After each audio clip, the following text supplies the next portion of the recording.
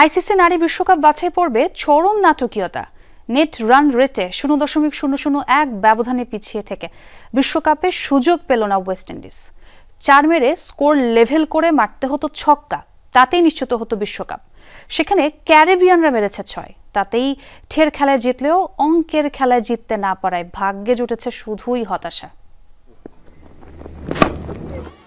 জিতলে লোকে হাসে, আনন্দ করে, সেখানে ওয়েস্ট ইন্ডিজের নারী ক্রিকেটাররা বিষাদ বেদনায় লুটিয়ে পড়েছেন।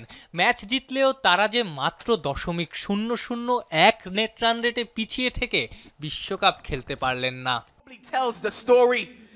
10 ওভার 4 বলে স্কোরবোর্ডে 162, ছক্কা মারায় রান হলো 168। সেই বলটায় 6 না হয়ে 4 হলেই পরের বলে ছক্কা মারতে পারলে ক্যারিবিয়ানরা সমীকরণের মারপ্যাচে এগিয়ে থেকে বিশ্বকাপে কোয়ালিফাই করত। মাঠের খেলায় জিতলেও অঙ্কের খেলায় জিততে না পারায় তাদের ভাগ্যে শুধুই হতাশা। নাটকের কি সেখানেই শেষ? সেই ওভারেই হেনরির শটে অসাধারণ এক ক্যাচ নেন সুত্থিরাঙ্গে। সেই ক্যাচের জন্যই রান রেটের এই ঝামেলায় পড়েছে ওয়েস্ট ইন্ডিজ। পুরো ম্যাচে থাইল্যান্ড বাজে ফিল্ডিং করলেও বাউন্ডারি লাইনে সুত্থিরাঙ্গের ওই ক্যাচটাই ইকুয়েশন চেঞ্জিং।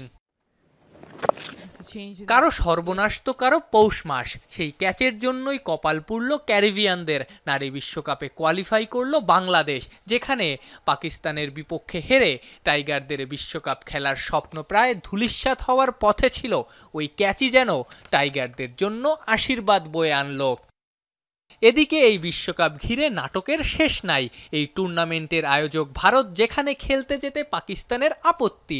শোনা যাচ্ছে পাকিস্তানের আপত্তিতে টুর্নামেন্ট আয়োজন হতে পারে হাইব্রিড মডেলে, যেভাবে আয়োজিত হয়েছিল চ্যাম্পিয়ন্স ট্রফি।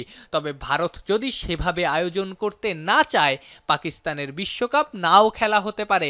ভাগ্য খুলতে পারে তৃতীয় দল ওয়েস্ট ইন্ডিজের।